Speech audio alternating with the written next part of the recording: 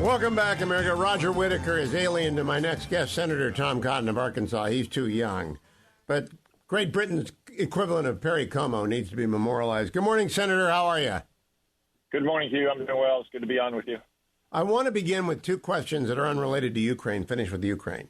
The first comes from the Washington Post. Their third story on the website this morning is the teens fighting to keep Youngkin's trans policies out of their school. It goes on to talk about the kids who keep showing up in Virginia Beach asking that Ralph Northam's policy be returned to allow students to play in all sports and to dress in either locker room in which they identify. So I did some research. There are, according to the LGBTQ database, 723 self-identifying trans students in the state of Virginia. There are 22,000 students in the state of Virginia in academic clubs. There are 174,000 students in athletics. What is wrong with our media, Senator, that we spend so much time? I'm very compassionate towards family and children who think they're a gender than they're not. But I just don't understand why we focus so much on this.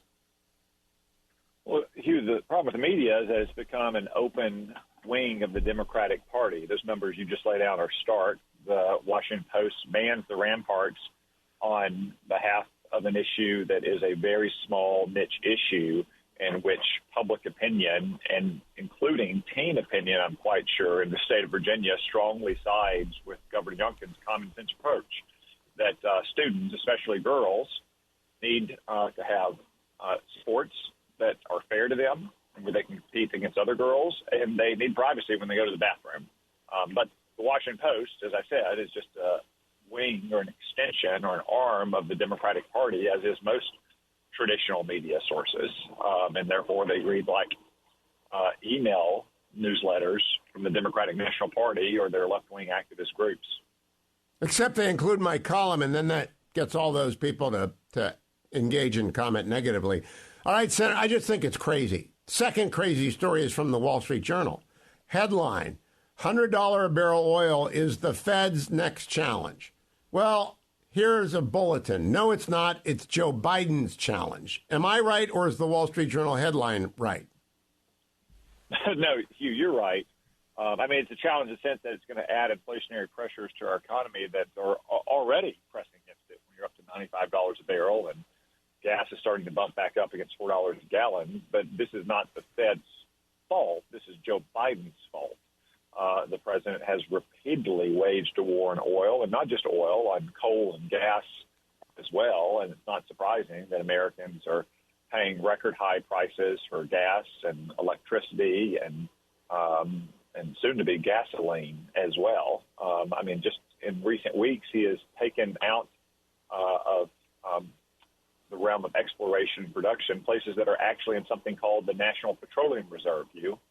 And at every turn, his administration is trying to make it harder to produce American oil and gas and coal while they're continuing to subsidize Chinese manufactured wind and solar power, as well as electric vehicles that are too expensive and don't suit the needs of most Americans.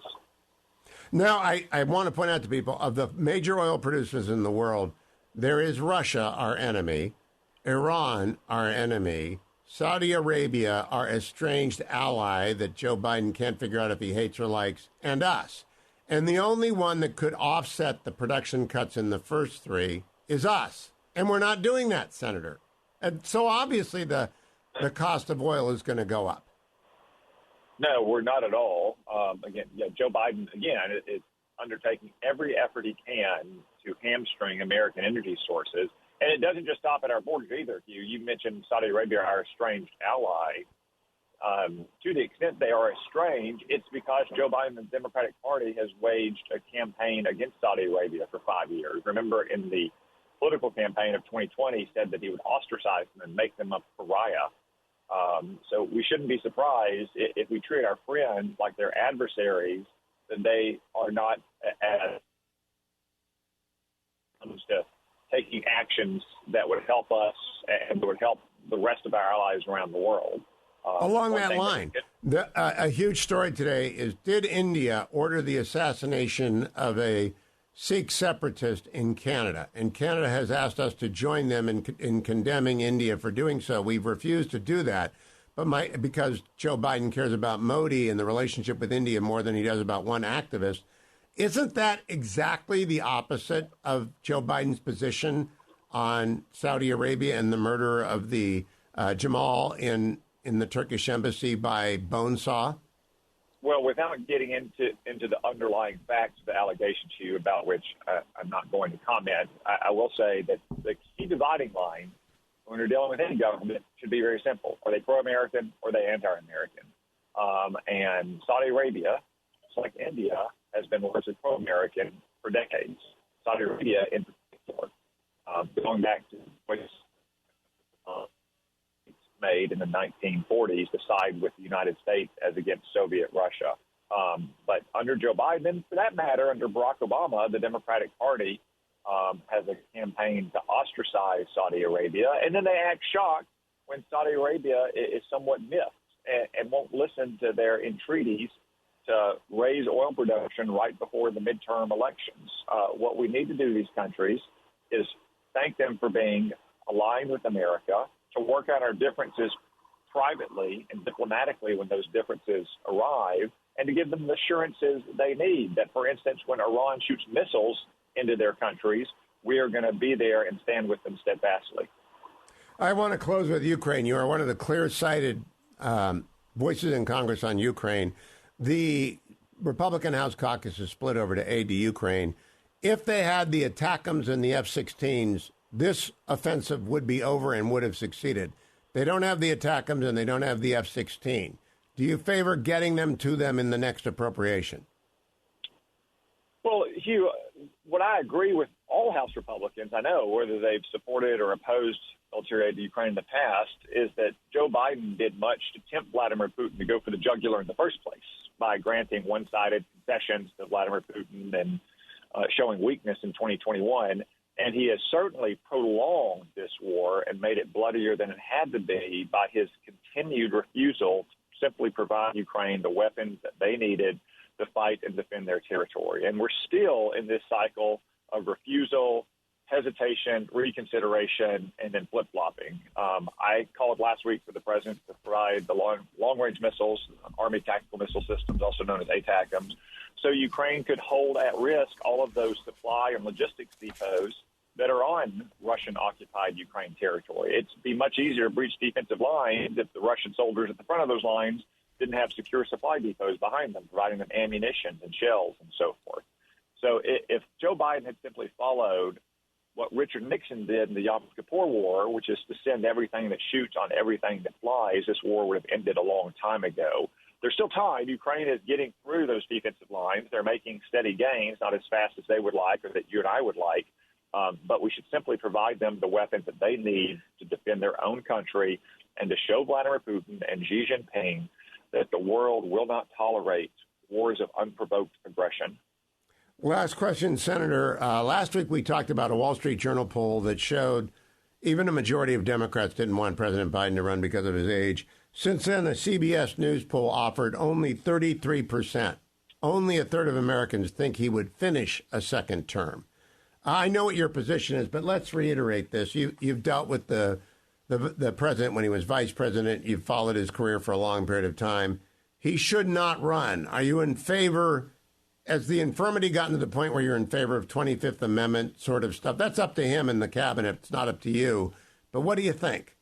Well, no, Hugh, you're right. It's up to his cabinet and ultimately to him. But I think it's obvious to anyone with eyes and common sense that Joe Biden is too old to be president today, much less for 5+ more years.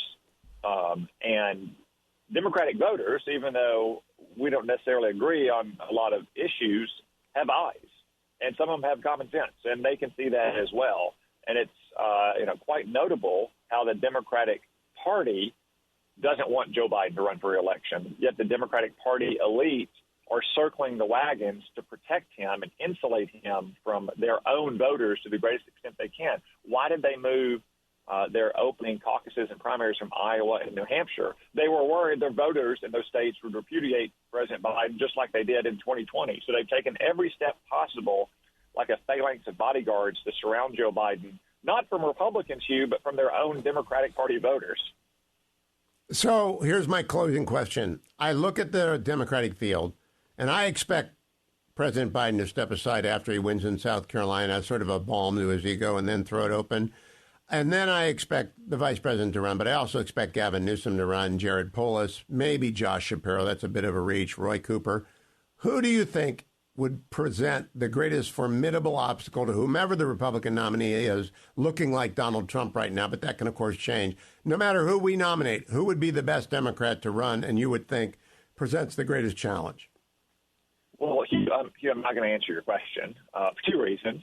One, I think it's risky in politics to try to predict who would be the easiest person to beat. There's no better example of that than the Democrats and Hillary Clinton pining away for Donald Trump in 2016. And two, I don't think it really matters all that much, whether it's Joe Biden or Kamala Harris or Gavin Newsom. All of these politicians have mortgaged their convictions entirely to the far left in America, and they're all going to pursue the kind of highly ideological policies if they were ever to become president that Joe Biden has. That's why it's so important that once we have a nominee, our party rally behind that nominee and do what's necessary to persuade independent and swing voters and turn out Republican voters to win next fall. Senator Cotton, I greatly appreciate your being with me this morning. Keep coming back and go around the Senate and find Senator Scott for me and tell him if he says he's done a show, he's got a show.